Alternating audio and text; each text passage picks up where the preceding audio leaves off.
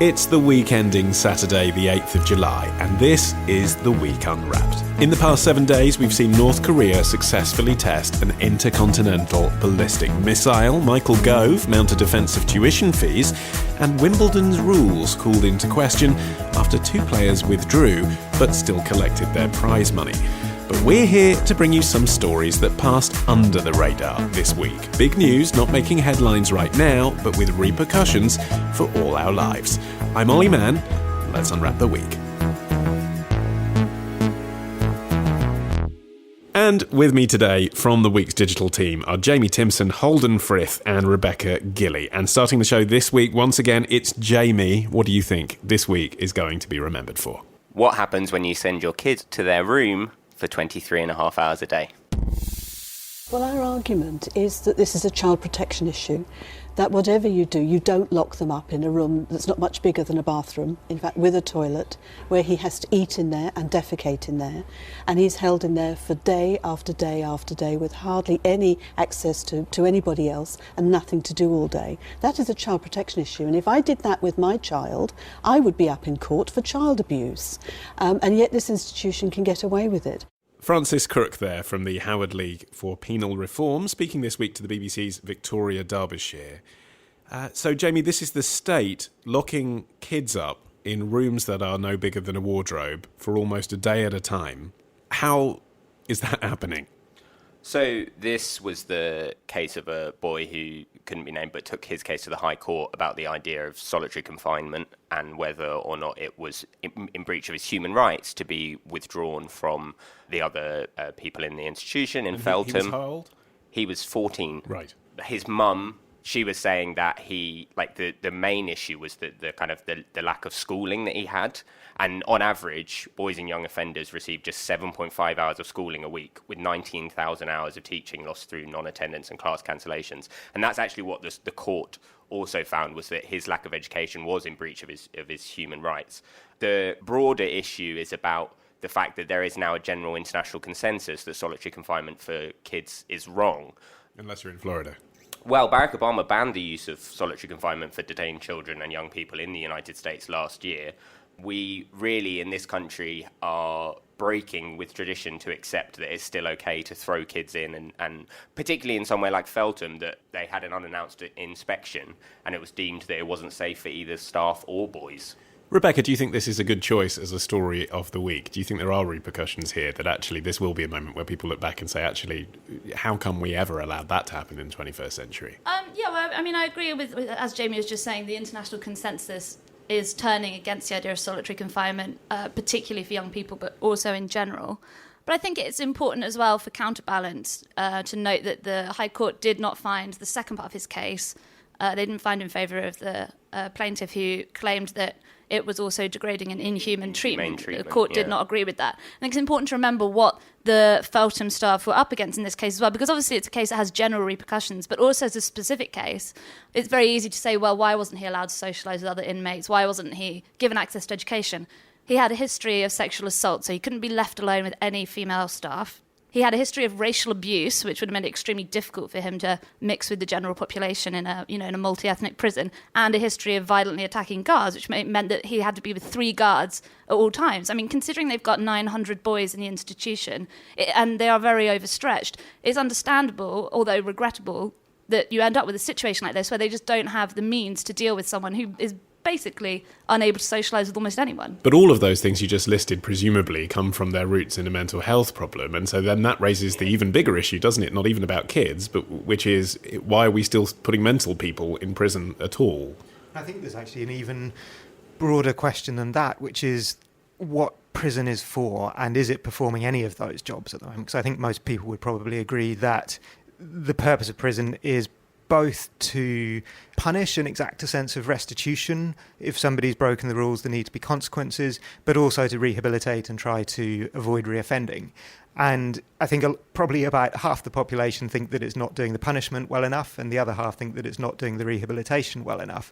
And politicians do seem to have slightly abdicated that argument. There's no real engagement with it. It almost feels a bit like the immigration question a few years ago, when politicians were pursuing policies without really explaining them, trying to win people over. And so there was just a kind of lack of trust, and we've ended up with this rather unproductive debate about it. There was a cross-party reform report that they kind of brought forward that many people thought they were going to enact on the Queen's speech most recently, and the Conservatives didn't bring it forward. And there were lots and lots of people in the kind of campaigners for prison reform just saying, like, this was one of those things that you could have got through Parliament. You know, you didn't need the DUP to get this through, and they just decided against it.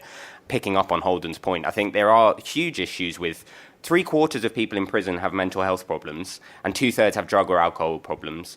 Thousands of them are leaving prison without anywhere to go, so they're already homeless. And reoffending is high, particularly amongst young offenders. In Northern Ireland, there was a report out today that 9 out of 10 young offenders that leave prison reoffend.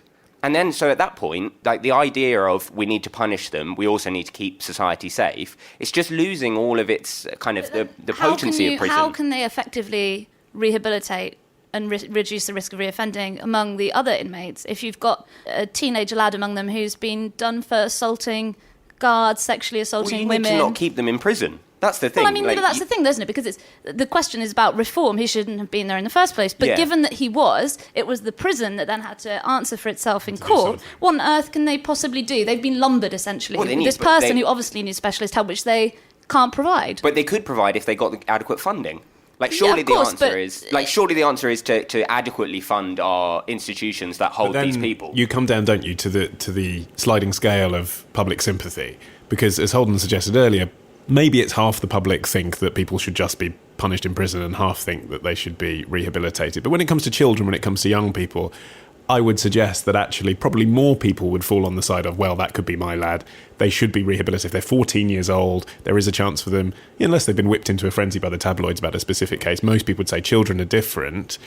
But when you're talking about funding, they're going to say, yeah, but fund the children with mental health problems who haven't committed a crime first, aren't they? They're going to say the ones that have gone out there and raped someone, those are the people we care about less than the people that are living in squalor and have problems. I understand that people would think that way, but I absolutely don't think that's right. I think the people that have committed the crimes are at the most vulnerable place that they can possibly be. And there was a great article by Gary Young this week about a 15-year-old kid who was stabbed. The Guardian are doing a knife crime series of reports, and this one on Kwamari Sarankuna Barnes about this boy who died. He ended up being stabbed by another 15-year-old boy who was found guilty, and it really kind of humanized the whole process of showing that in law, under the age of, I think it's 16 or 18, they're deemed to be a child, so they're tried, like the judges take their wigs off, like to talk to them because they understand that the wigs are intimidating.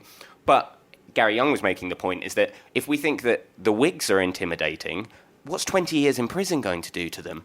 And that is the thing, is that the people that commit crimes are, at this point in time, the most vulnerable. And I think that we need to do something about the way that we look at even child offenders in a public space. You might be right, that's the other point of view, but that doesn't necessarily, I'm wrong, that the public think that's what should happen. I think the public probably do say, don't spend more money on these little terrors, spend more money on the people that need help. So what you're saying is no one's sticking up for prisoners. No one's sticking up for young people. That is what I'm saying, yeah. They were sticking up for prisoners, because if we accept that when people behave violently in the outside world, most of the time they're going to end up going to prison to protect society from them. Once they're in prison, they should just be able to roam free. What about the safety of the other inmates? You know, he was obviously an extremely violent young man. I don't think solitary confinement is ever the correct answer to keeping other prisoners safe. Well, if you were the governor of Feltham, what would you have done in that situation? Keeping in mind that you don't have... Well, I mean, that's the thing, is that, yes, I'm not saying that it's the governor of Feltham's fault. I'm saying that this is an institutional problem that we have in this country, and it's a state issue. I'm not saying that the prison weren't. I mean, as you said, what can the prison do in that situation when they're not adequately funded? In the report, someone said that dead prisoners don't win votes, and that's the problem. Actually, like you're saying, is that the public don't want to be on the side of people that have committed crimes, but often people who commit crimes are the people that need help the most. Bearing in mind that we all know that the next 3 or 4 years is basically just going to be about Brexit and not much else is going to happen. You know, this might feel like a turning point, but it won't be, will it, Holden? I think probably not, and I think actually a chance was missed, and I know this will be an unpopular view with at least one person in the room, but I think Michael Gove actually probably stood a better chance of anyone of bringing some kind of progress when he was Justice Secretary, because I think he's proved, if nothing else, that he's willing to kick up a lot of drama about a subject and make a lot of changes. As much as I like to rat on Michael Gove as a person, I think that a lot of people thought that what he was doing was quite good in the justice, and they were sad to see him go to death row. Actually, all he did really was listen to the evidence and make it look like he was prepared to make a few new decisions. I mean, any Justice Secretary could do that, couldn't they? It's so risky to stick your neck out as either Justice Secretary or Home Secretary, and Ken Clarke found this to his cost. There was the beginnings of a movement, I think, about a year ago when Jack Straw and Ken Clarke, after he was out of office, both said, something's got to be done. We need to get the prison population down to, I can't remember what their target was. I know it was the figure was the same proportion as when Margaret Thatcher was in power, and they clearly chose that as she represented. She certainly wasn't seen as soft on crime. But it was talked about for a couple of days and it then went away again. I think it does need someone who has as thick skin as Michael Gove to keep kind of banging away at it, just to be provocative and to actually win people over. I think too often there's been the sense that, we've had so many small-scale trials of restorative justice, and there've been experiments with shorter sentences, but there's then one case where something goes wrong and it becomes a cause célèbre and everybody backtracks and U-turns and minister responsible is fired. Well, that's it, isn't it? If it's a 14-year-old terrorist, that's probably an example of where the public sympathy would not lie with the child, generally speaking. If there's someone who was prepared to go and kill a load of innocent people, they'll say, well, that person should rot in a cell. It's very difficult to then say, they need to be rehabilitated there. It's a mental health issue, isn't it? Yeah. All of these people are mentally ill, terrorists across the board. Well, so you suggest. I've actually recently interviewed Dr. Lisa Claydon, who's an academic who says, modernman.co.uk, that actually, despite the public will for all of these people to be mentally ill, because that's easier to understand, very often they're not. Anders Breivik wasn't mentally ill. A lot of children aren't ill. Diluting the definition of mental illness to include any opinion that's not firmly in the rational centre. You don't have to be mentally ill to hold vile opinions and act on them. Do you think that you have to be mentally ill to kill someone? No. I said that a little bit too quickly. Yeah. Well, on that bombshell, let's move on to the boss man, Holden Frith. What is your big story of the week? Well, it seems the past really is a different country. Most homosexuals dread getting old, dread losing their looks, fear in particular the final loneliness of living without a companion. Like men needing wives, they search for someone with whom they can establish a lasting relationship which includes warmth and protection as well as sex. These two have done that, have lived together for 26 years. They might almost be a married couple, but they're still queer, in the minority. Have they been happy? Compared with married couples, reasonably happy. There's always something that you wish for, but you just can't. That was the one show from earlier this week. Of course not. It was current affairs documentary Man Alive on the BBC back in 1967, which was actually, a forward-looking concept then. But Holden, I suppose the point being, this shows how far we've come. Why are we talking about it now? Partly because it's Pride Week this week, partly because it's the 50th anniversary of the Sexual Offences Act 1967, which decriminalised sex between two men over the age of 21 in England or Wales.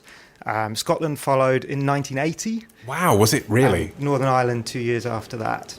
And the reason I picked it is because I think there has just been such a dramatic transformation since then. I think it's probably the biggest social change of my lifetime, and I think it's very easy to take it for granted, although I try not to. I came out in 1998 when I was 18, so I am very aware of how much homophobia there was in the air in the 1990s. And it feels like gay rights has really been the exception in terms of civil rights movements, in just how swift that change has come.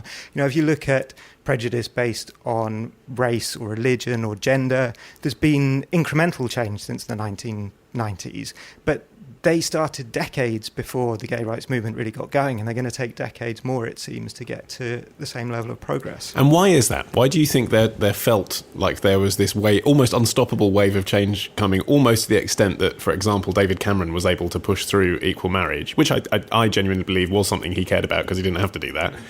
But he was able to do that despite the fact that he was leading the Conservative Party and, just 15 years before they'd been backing Section 28.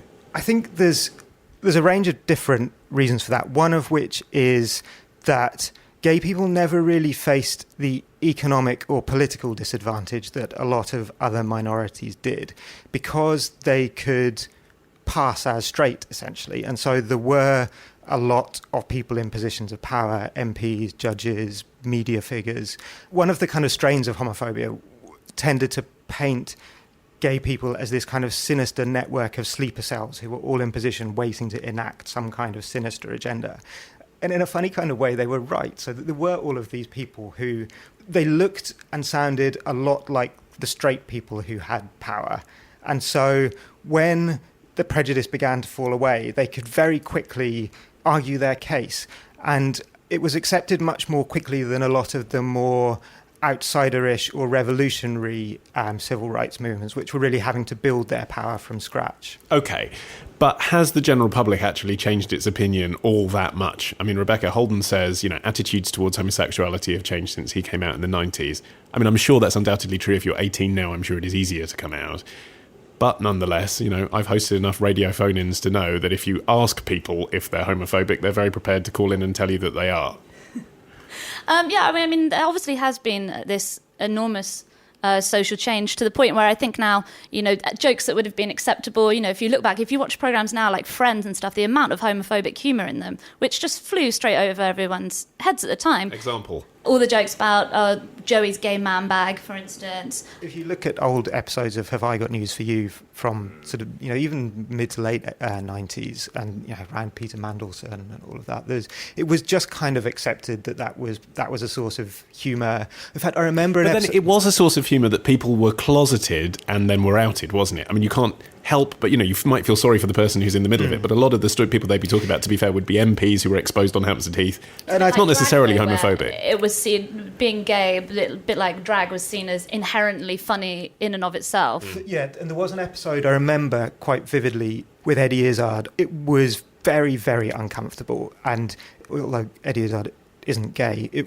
he was the subject of homophobic jokes by a comedian on the panel. But it was the assumption that nobody else was gay. And I think that is another reason why the change has been so quick, is because gay people are distributed through the population at random and so kind of popped up everywhere. And the more, it has a kind of snowball effect of the more prejudice retreats, the more gay people there are visible, and within families and within friendship. Look, I think there's probably very few people in Britain under 30 now who don't have a gay friend, whereas there will be lots of people in Britain, particularly outside cities, who don't have a black friend or a Muslim friend, and so those kind of personal connections are very, very swift. I think homophobia though today does still exist and kind of is and it is rife. I think you look at the Pride posters for this year's London Pride have been quite heavily criticised by LGBTQ writers for basically saying, there was a Chris Mandel article in Shortlist that were basically saying it was basically being quite straight and heterosexual focused, and it's being like, so one of the posters says, oh, being homophobic is so gay. And it's like, well, that's still a slur. Like, you can't put that on a poster and say that it's okay. And all of this love is love.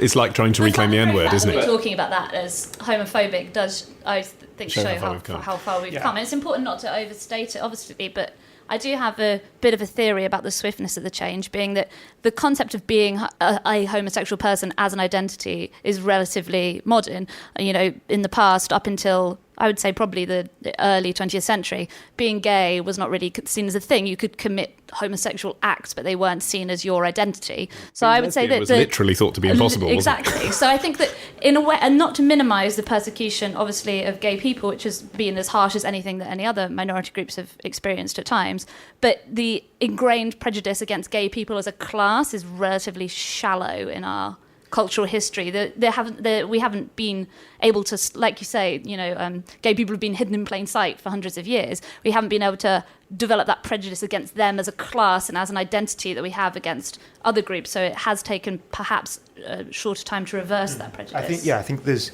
been centuries of prejudice ingrained along lines of race and gender.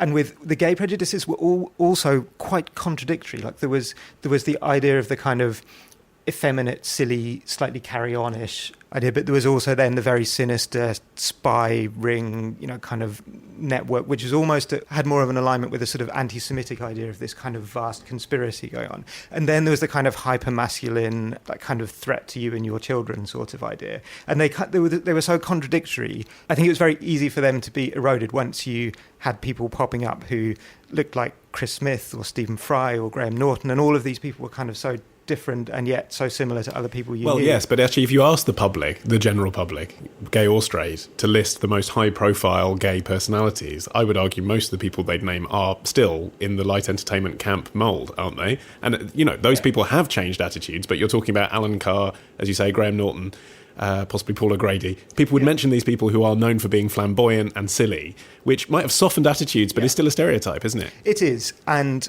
when I was making the decision to come out, I was quite uncomfortable with that. I did feel like I was throwing my lot in with that to a certain extent. And I think that was probably more true in 1998 than it is now, where 4 of Scotland's political parties are led by gay people. I'm not saying problem is solved. Professional football is clearly still an area where there is literally no one who is out at the moment.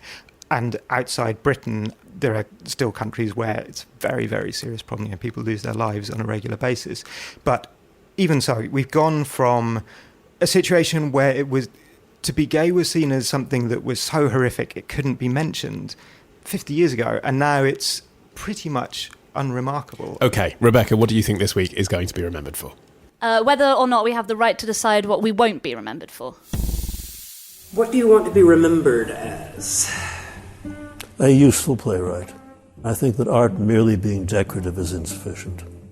It's to hold a mirror up to ourselves and to point out when we're being useful and when we're not, when we're living fully and when we're not. I can think of nothing worse than getting to the end of your life and figuring out that you hadn't participated in it, that you hadn't really lived it. That was the late Edward Albee speaking to the New York Times for their video series, The Last Word. Rebecca, Edward Albee, playwright, storyteller, dead. Why are we talking about him? Yeah, it's the last one that's most important in this instance. Edward Albee was a 3-time Tony Award-winning playwright, most famous for Who's Afraid of Virginia Woolf. He died last year, and the reason we're talking about it now is that some details of his will have just come to light, including the stipulation that he wants all his unfinished manuscripts to be destroyed. I have the quote here. If at the time of my death I shall leave any incomplete manuscripts, I hereby direct my executors to destroy such incomplete manuscripts. That's pretty clear, isn't it? Yeah, it's crystal clear. However, it has not stopped people in the past from managing to wriggle around these similar kinds of stipulations. When Vladimir Nabokov, the author of Lolita, died, he specifically stated in his will that his executors, which is his wife and his son, should never publish any of his unfinished material. In 2008, his son Dmitri basically just flaunted this outright and published an unfinished novel, which was then met with absolutely terrible reviews, and he was kind of castigated for going against his father's wishes and presenting what was clearly a very unfinished, rough piece of work.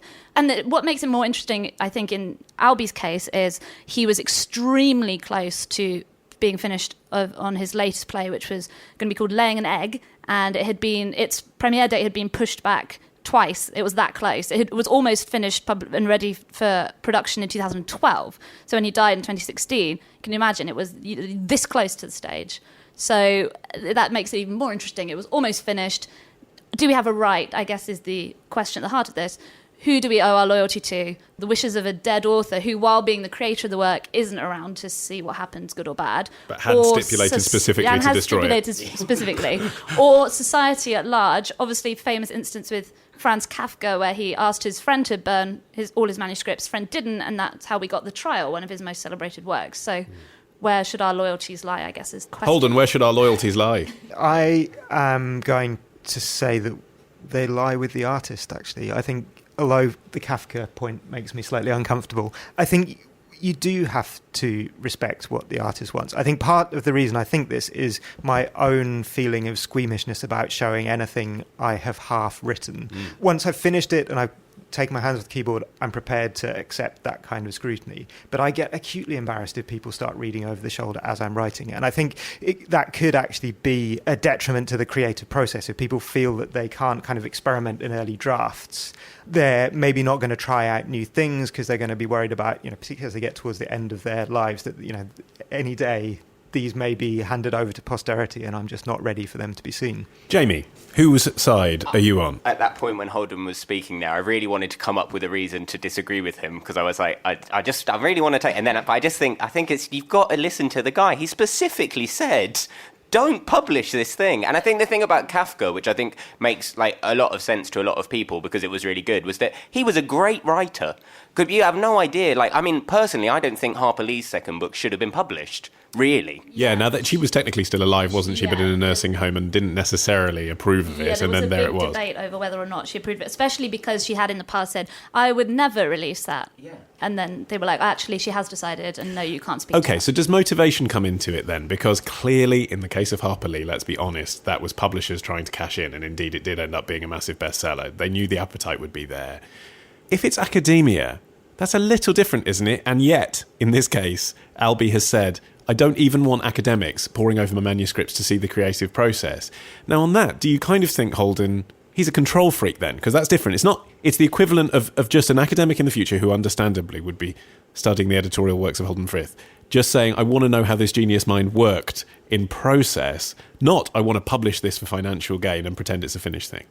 I don't think I see the distinction, because partly if something goes into the academic world, it's probably going to end up in the public. And I think, literary genius that I am, I don't want my inner workings to be poured over. I want the genius to stand on its own two feet. But why? That's an insecurity, isn't it? That's yes, different. Absolutely. But that's different to say, because the problem is presenting a finished work that's not finished. Yeah. I understand why that would make people feel anxious, because they want everything to be of a quality.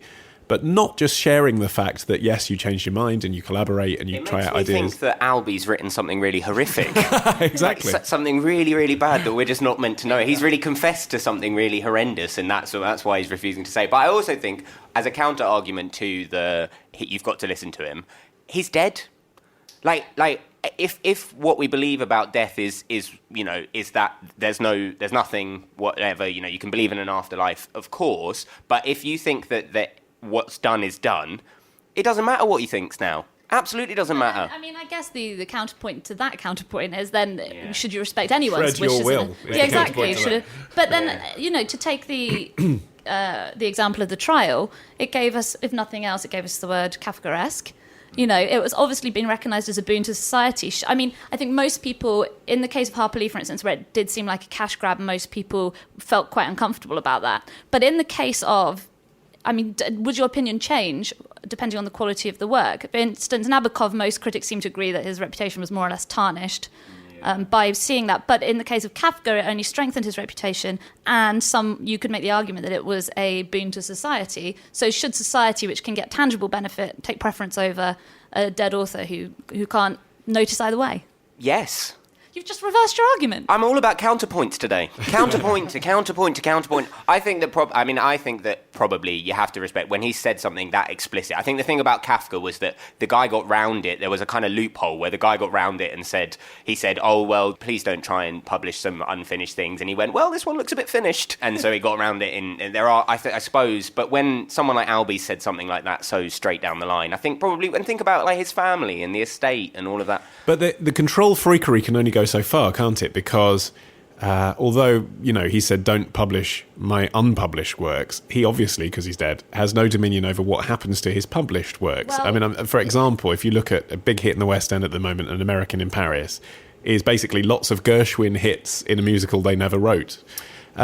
Now, you probably wouldn't do that with Albee, but you could put on, a night of readings from his various plays. You might never want to see them out of context. That's just what happens, isn't it? A specific thing about this instance, which is interesting, is that Albee was a massive control freak.